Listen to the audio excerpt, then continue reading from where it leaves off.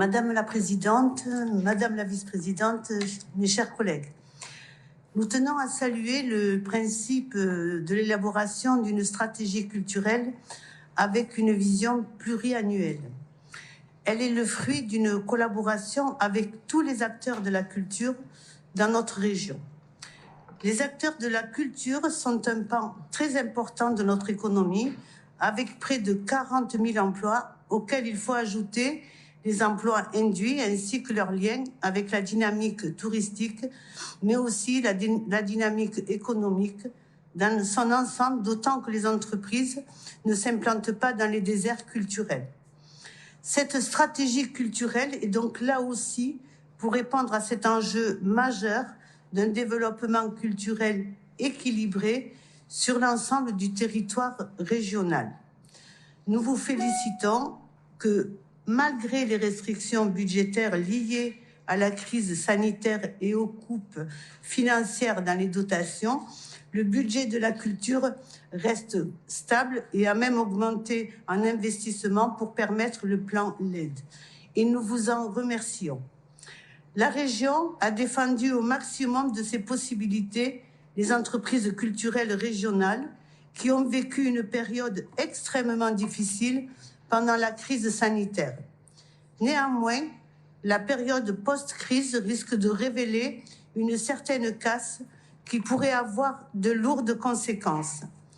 Certains secteurs du spectacle vivant, je pense aux musiques actuelles, à la danse, au théâtre, fonctionnent partiellement avec des lieux de diffusion et de création relativement protégés, les SMAC, les scènes conventionnées, les scènes régionales, nationales, les théâtres municipaux, etc.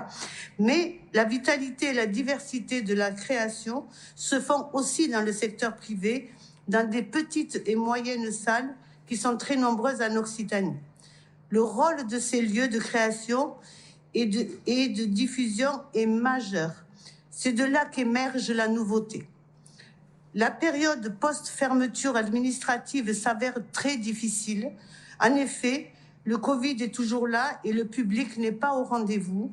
On estime le remplissage à 50% de la jauge habituelle.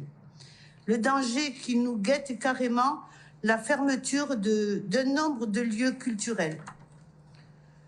Nous aurons le même problème avec les troupes artistiques en tournée, car il y a un décalage dans les programmations dû aux annulations passées.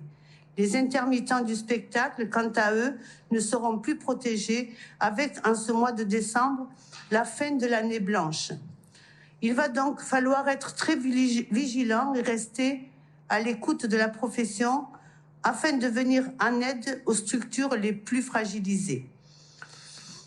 Concernant les langues catalanes et occitanes, les 3 enquêtes sociolinguistiques sur les langues ont révélé que près de 80% de la population d'Occitanie se déclare attachée aux langues régionales et souhaite une action publique pour leur préservation et leur promotion. Pourtant, nous vivons un paradoxe. Malgré une demande croissante en faveur de l'enseignement et des pratiques culturelles occitanes et catalanes, nos langues sont en situation de péril.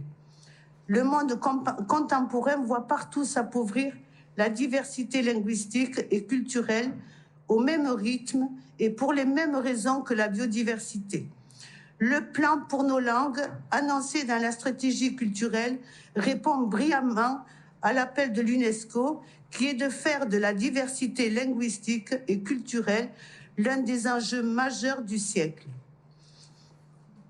Les soutiens au tournage de films et de documentaires ainsi que la politique envers le livre sont reconnus et salués par leurs acteurs et elles contribuent au rayonnement de notre région hors ses murs. Enfin, je vais conclure sur l'engagement de notre stratégie culturelle dans le pacte vert régional avec par exemple l'éco-conditionnalité des aides. Nous y voyons là un acte important pour la sensibilisation des citoyens aux enjeux écologiques. Et je fais très largement confiance au monde de la culture pour être inventif en la matière. Je vous remercie pour votre écoute et votre attention. Merci.